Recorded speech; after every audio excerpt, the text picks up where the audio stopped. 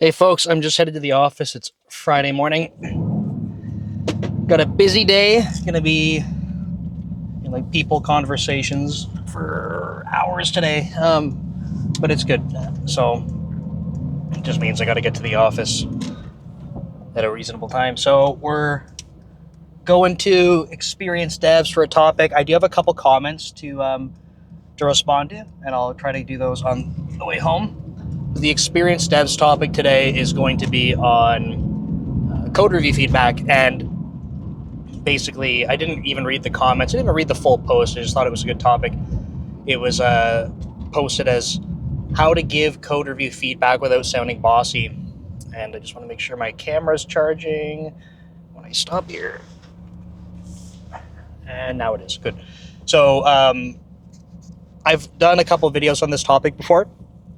I've made LinkedIn posts and stuff like this, and I find that people are pretty divided, which kind of surprises me. But the way that I've seen this come up in social media is that when people talk about code review feedback and this kind of stuff, is that I find that there's an audience that is more interested in coaching and like being helpful, and then there's another audience which is like, we don't got time for your shit, like either figure it out or like, too bad, like you're wasting my time on the review and like we got to move forward, so like just do what I say kind of thing.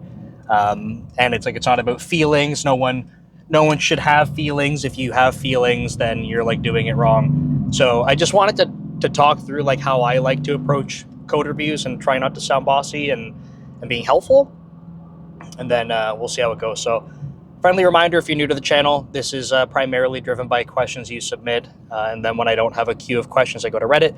So if you're interested, leave a comment below with your question. If you want to send in something that's either longer or you don't want to, you want to be kept anonymous, just send a message to Dev Leader on social media. It's my main YouTube channel. It is also where I'm posting like C# tutorials. There's resume reviews, things like that. There's a live stream every Monday at 7 p.m. So check it out. I need sunglasses because Seattle has sun apparently. Let's see how that goes. Cool. Okay, so to start things off, I'm of the mindset like I always want to try coaching and helping. I just want to preface my entire talk on that because I tried to mention that from my experience sharing this kind of thing online, I see sort of like a few major camps that take different perspectives on this. So that's my bias. We'll try to talk about different sides of this, of course, but I'll lead with that. So in general, like what's the point of a code review, right? Like I think there's a handful of different reasons, and depending on your organization, how your team is, your beliefs, especially beliefs like that the team agrees on, there's different like goals in a pull request or a code review. Probably the universal one is that this is a gating tool for quality. And again, that might even be argued. Someone like when I first got introduced to code reviews, I was at a company where the code review happened after the code was merged, which seems kind of weird, but so it wasn't used for gating. But I would say generally you have like a gating mechanism, and that's to help enforce quality. Okay, so in a general sense, that's what we're after. That means that ideally we're introducing code that is not degrading the quality of the code base, right? Or if it is, it's understood, so we're making a conscious decision about what's happening. So that's one major part.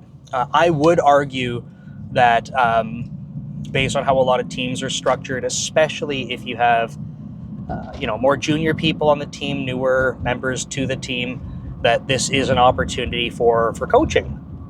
Personally, I think it is. I would say on a team that is much more mature, where like, and I've worked on teams like this where the members of the team are much more mature, especially working together. I don't mean mature in terms of being like a mature adult. I mean, effectiveness working together. They're not new to the team. They're not new to the code base or the domain. They have tenure there. I would say when you have the newer people on the team, there is an opportunity for coaching. And that's because, yes, there's lots of patterns for people to learn from, but the other part about that is that there's often drift. So they might be looking at the wrong pattern. They might not have known a pattern exists. They're not familiar with the code base. So there's opportunities for that. There's going to be coaching opportunities around how effective a scenario is. Like, did we optimize for the right things? All this kind of stuff. And in previous videos I've made, I've talked about, hey, like if you're noticing you spend too much time on this stuff in the review, try to work on like earlier feedback points, right? Like design specs up front, draft PRs early on to show like the progress and stuff like that. But my point here is that I find that there is a really good coaching opportunity. And if you're finding that that's actually becoming painful, like why do I have to be having these types of conversations so late?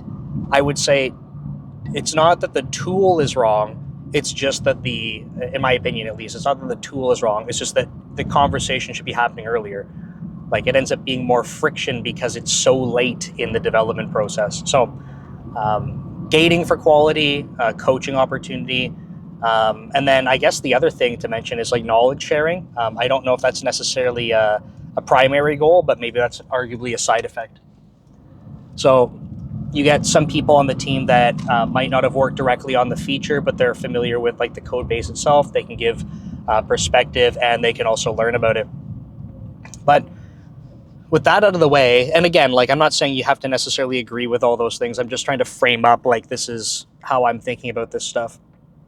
And obviously they're generalizations. I'm not saying every team or every person is like this, but if we have that as some groundwork to start with, the reality is that if we're leaving comments on code reviews, like there's often, multiple reasons for this kind of thing, but I guess generally a comment is not just, hey, great work on a code review. Although I would honestly say that, especially if you're trying to lean into coaching for more junior people, if you notice that they've improved and they started doing things that you've given them feedback about, like I would say absolutely maybe leave a comment there and acknowledge that you're noticing the improvements. But that's a pretty rare thing. It's not like a pat on the back kind of session. I'm not here to say if that's right or wrong. I'm just saying that's not really common.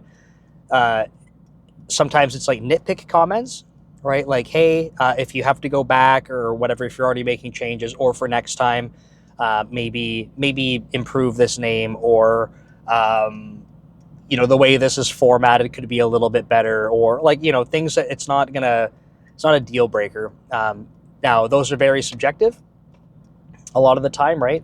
But the idea is that as the reviewer, you're not willing to gate the whole pull request or the whole code review on that particular comment. So that leaves us with the last part, which is like you have an opinion about something and you're like, I need to see a change here, or like I'm not comfortable progressing until I see a change. And I think fundamentally this is where this Reddit post is kind of getting to, right? Maybe around the nitpicks, they feel like they're being bossy. So we could talk a little bit about that. But I think primarily it's like, hey, I don't think this is, like, I'm not comfortable with this and I need you to go change it for me to be comfortable. And I think this is where you can get into more territory where it feels bossy. So just to kind of bring it back to what I said at the beginning, I've seen this on social media where sometimes people take the stance where they're like, it doesn't matter how it comes across because it's not about feelings. It's supposed to be objective. Like this is the way the code is supposed to be moving forward. It's not a personal thing. Like having feelings about it is wrong because like it's not about you, it's about the code that's there. And I wanted to start by saying like this is absolutely not the stance I take, but there are parts to this philosophy that I can agree with. Like for example, the code review comments that are left, they are not supposed to be personal, right? They're not supposed to be. people should be leaving comments about the code that they see, not the reviewer that left them, right? You could have a junior dev that put the same code up, and they're new and they're kind of shaky, and the most experienced dev on the team could put the exact same code up. If there needs to be a comment about it, like, it shouldn't change depending on who wrote that code. It shouldn't change depending on you and the working relationship you have with that person. Like, it should not make a difference. It's about the code that's there. So I agree, like, that makes sense. Kind of like that, the philosophy around, like, we want to treat it as like more of an objective thing, I think, again, makes sense. Like, that's the goal. It's not about, like, it's not supposed to be about feelings. But where it breaks down for me is like, this is what people want, or this is what they this is how they perceive code reviews, but it's not actually reality. Okay, and I think this is where I say, I understand that you don't think it should be something that's taken personally. Like, it's not supposed to be. You're talking about someone's code. It's code. It's literally text.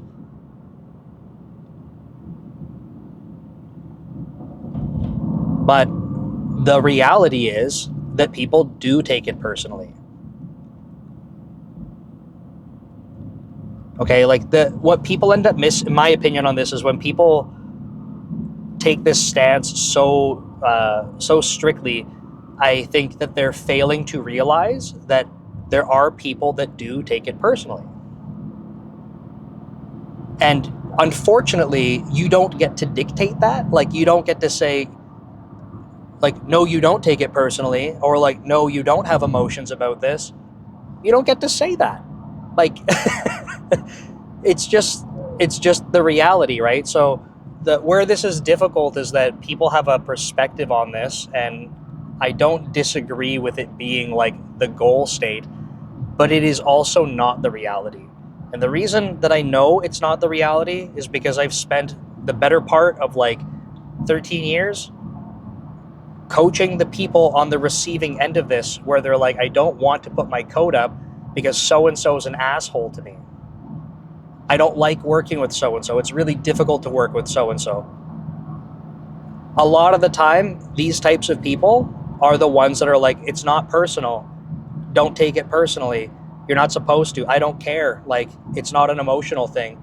But they're not wrong that it's not supposed to be, but how they come across creates a problem. So I wanted to kind of to talk about this entire topic, because when I saw it laid out, like, how do I not come across as bossy?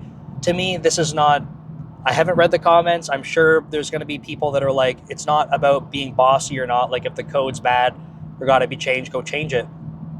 But what I like about this is that, to me, it suggests that someone has awareness that they're interacting with people.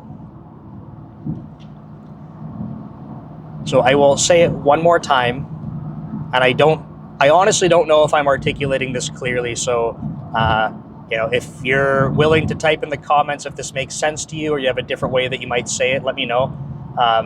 Because it's weird. It's like something I believe in, but it's not something I say out loud a lot. But what I'm trying to say is that code reviews should be objective. Code reviews should not be about emotions. Code reviews should not be taken personally. And I use the word should in all of that.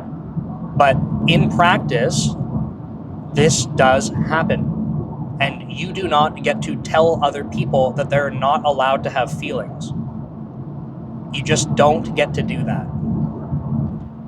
because it doesn't work that way. So instead of being like, that's my expectation, too bad, it's just not going to work for you. And people are probably going to not enjoy working with you. Now, I'm not saying, just to clarify before I move on from this, I'm not saying that you need to then never say anything, or you always have to tiptoe around it. Like, you can find a balance, but basically ruling out that people have like feelings about comments that are left, sorry, man, humans. It's reality. So figure it out. How to not be bossy, in my opinion, is to structure things like learning opportunities. And you can do it in multiple ways. But when I say learning opportunities, it can be learning opportunities for you and the person. So this might change depending on, I don't know, the difference in experience, let's say, between the individuals. Just to draw like some more clear examples here. If you're a more senior person on the team trying to give feedback to a more junior person, right, you are probably in a position where you're like, I see something, I want to be able to help this person and get them to change it without sounding bossy.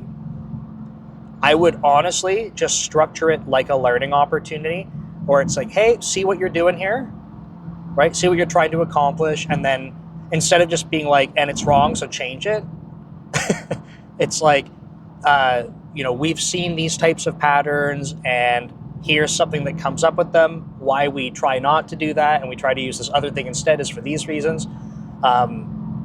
You can find, examples of this here. And, if you want help walking through how to do it this other way instead, let me know, kind of thing. Now, whether or not you write that all in a code review comment, or, you say, hey, we can chat about this offline, but here's a, high level thing, and then you put the information back in the code review for others to learn. I don't care how you implement it, but the point is you treat it as an opportunity to be like, hey, I'm not just telling you to change it because, I tell you what to do when you press the keys. It's no, this is a pattern that we need to move away from. And I would like for you to know for the future so that you understand why. And that way, you don't feel like you're just being told you're wrong. It's like, it's a learning opportunity for being better in the future. This can even happen, with peers, like people at the same level, kind of thing. Might just be that you've worked in different parts of the code, or someone forgot, or they weren't aware, whatever. But just treating it like a learning opportunity, I think, is a good way to do it.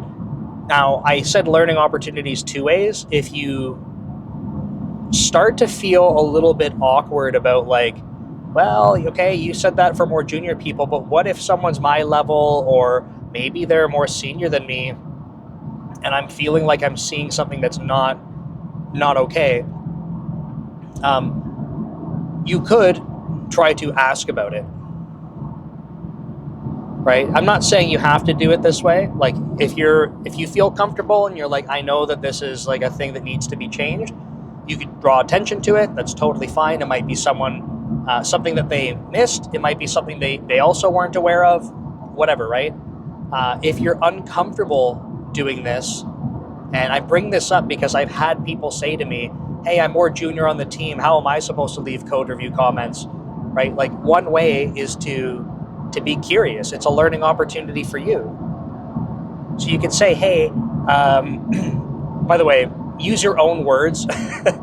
I realize, because I've had conversations about this on social media where people have even said to me, no one talks like that in a code review. And I'm like, dude, I literally write comments like this. So you can write them however you want. I'm not telling you how to do it. But you could write something along the lines of if I understand correctly, here's what this code is doing. And then say, I would like to understand better, for other types of scenarios, does the, and you could give them some examples, is this safe? Is this what we should be doing? And just trying to not structure it hey, go do this, I'm telling you what to do. You structure it more I'm raising awareness to this, I'm trying to understand it, and that way it becomes something where the other person doesn't have to defend right away. In both of these examples I'm giving where it's a learning opportunity, the only thing I'm trying to optimize for is reducing a defense mechanism that comes up, right? When you tell someone, go change this, or I don't like this, or whatever, yes, like I was saying, some people will start to take things personally, even though they shouldn't. That's okay. if we can reduce the defensiveness that comes up, then it becomes a lot more smooth. That's the whole meta point here, is like little things that you can do, and I encourage you. Like, I'm only giving you some things to think about. I highly encourage you to think about your working relationships with people and just think about, like, how do I, if I want to approach a conversation like this in a code review and make suggestions, one of the things to try and do is reduce the defense mechanisms that come up when people are told do something a different way.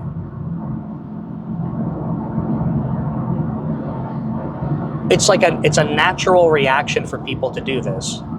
So it's not a matter of like, oh, we need to avoid it at all costs, or this is wrong, or it's bad. It's just like, nope, it's very natural for people to want to resist. Right? You did it away for a reason because you thought it was the right thing to do. Unless you did something and forgot or whatever, but primarily it's because you thought it was the right thing to do. So when someone says no, you're like, well, like, I thought it was the right thing to do. So you want to resist the other perspective. It's very natural.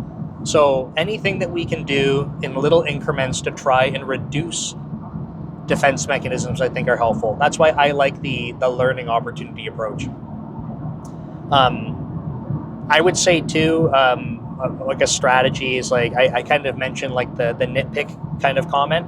I would try to find ways on your team to be clear about your expectations as a team with that.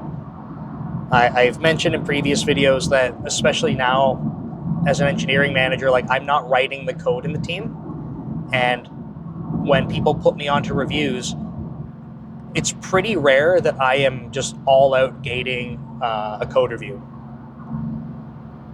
Right? If someone had no tests or something like that, based on the circumstances, I might be like, hey, like, you should go do that. But even with that, like, I might say, like, hey, I noticed there aren't any. So again, it might depend on my level of trust with the developer and their level of experience, because in some cases someone might say, hey, look, like, based on how we're making this change, like, we need to do this in place. We're going to validate something. We can come back and, update our test suite to make sure it supports things like this, whatever. There could be a million reasons. So I'm not there to stop people, right? At this point in my career, when I'm working with my team, if they put me onto a pull request for feedback, one, if it's C# specifically, then I can give them lots of constructive feedback on how they're writing things. If it's in other languages, that starts to drop off pretty quick, just because I don't actively write in other languages. But there's still things I can pick up on. But primarily what I'm doing is just drawing attention to things that they could potentially improve. All right, hey, readability here could be improved. Like, nitpick for the most part. And nitpick and awareness. But pretty rare that I am just like all out gating things. So I think that's another thing when it comes to feeling bossy, is like, I think you need to ask for yourself, like, do I actually give a shit, like, that I need to stop the entire code review for this? Or is this, again, like a teaching opportunity, just to be like, hey, like, for next time, this might be a better way. Or for next time, like, more clarity in the naming, or whatever it happens to be.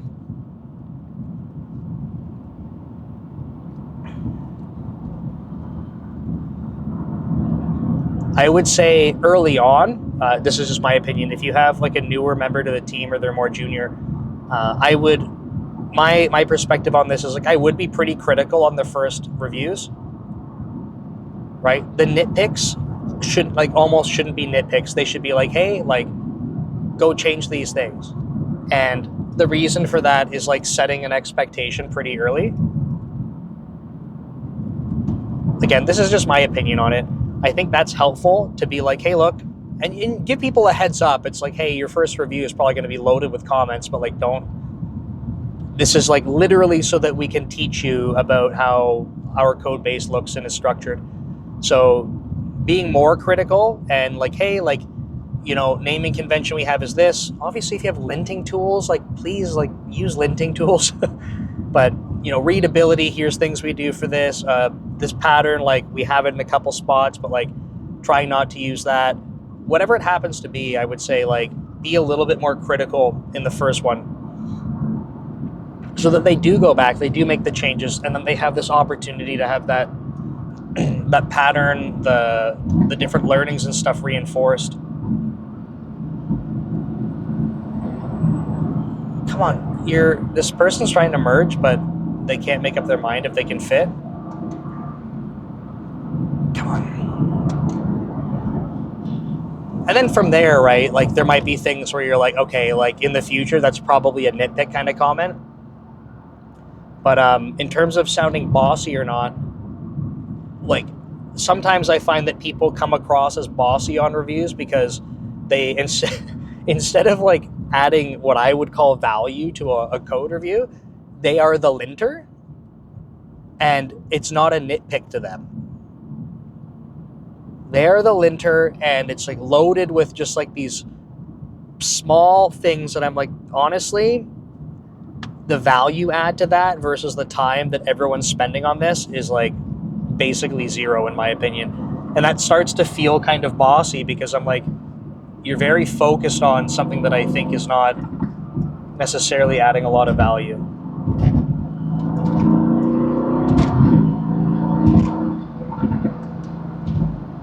Let's see, what else do we got for not coming across as bossy? I would say being open to, like, conversation about things. So throughout this, I've been saying, like, you can use it as teaching opportunities, but like, I don't know, but maybe just taking the perspective where when you're leaving the comment, especially if it's going to go back and forth, like, part of it is, like, when you're feeling bossy, it might be that someone disagreed with you and you're like, no, you need to go do it this way. And you're like, how do I make it seem like like, I'm the right person here, and I don't want to come across as bossy, but I still need you to do it. I would say, like, yeah, like, maybe take it offline from the code review and be open to the conversation about it, right?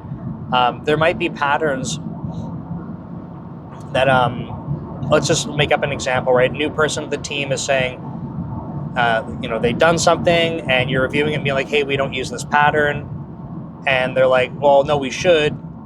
Instead of just being like, listen, newbie, you're wrong, like, do it my way. Hopefully no one talks like that. But instead of getting into a mode like that, being like, hey, cool, like, let's chat about it offline. And then legitimately be open to their take. Don't just use it as, like, a grilling session. I mentioned, like, the learning opportunity thing, but this might also be a learning opportunity for you. Nissan 370Z trying to tailgate me and now racing through traffic. Excellent. Did I say 370Z? Did my Canadian come out?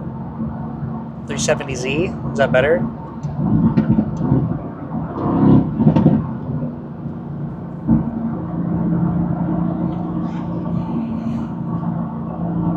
Yeah, I don't know. Like, I feel like the bossiness thing is relatively easy to address when you start treating people like people, is my take. Like, that's maybe the overall point with all of this, right? Is, like, I like thinking about things as coaching opportunities and learning opportunities. People have feelings on things. Being aware of that.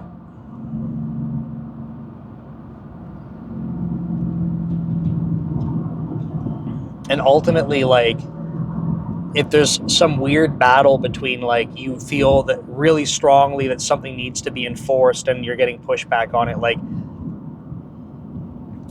I think that becomes the sort of the hardest conversation. But I think you need to figure out,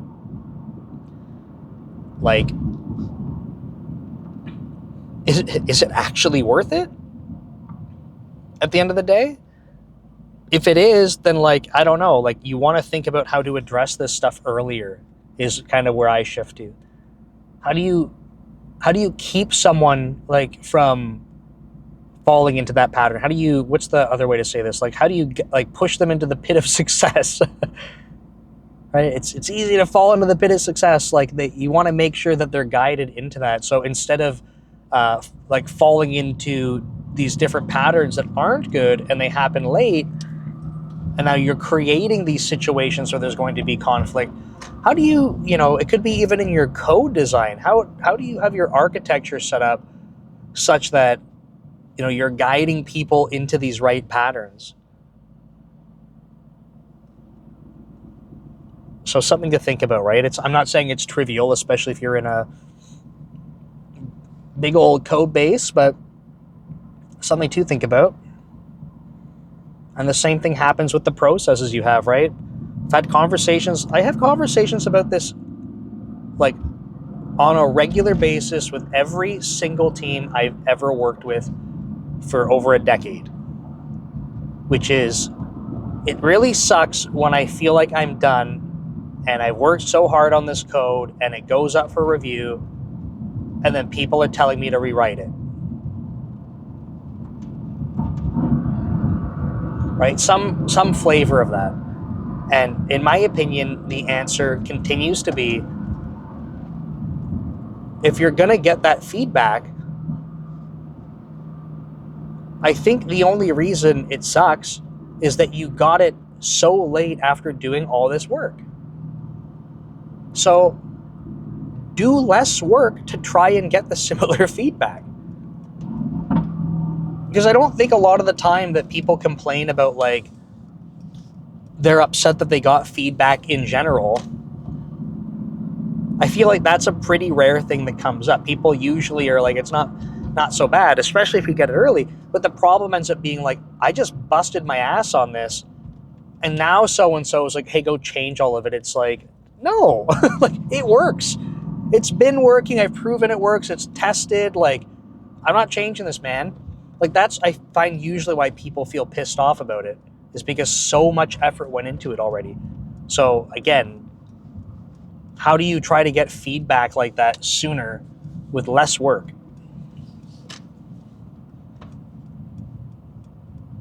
This is where, like, I'm gonna rock some boats here, but when people talk about like agile and all that, like, the one concept that I just really like in general is this idea of early feedback. In this case, it's early feedback with your developer peers. You shorten that feedback loop, you can get agility. Otherwise, you wait till the end, you get feedback, you better hope you got it all right, or else you're going back and doing it all again. So anyway, I hope that helps. I realize it's not, I don't know, like a simple answer, just don't boss people around, but some things to think about. So see you next time, and hopefully in the next videos I get back to some of the comments. Take care.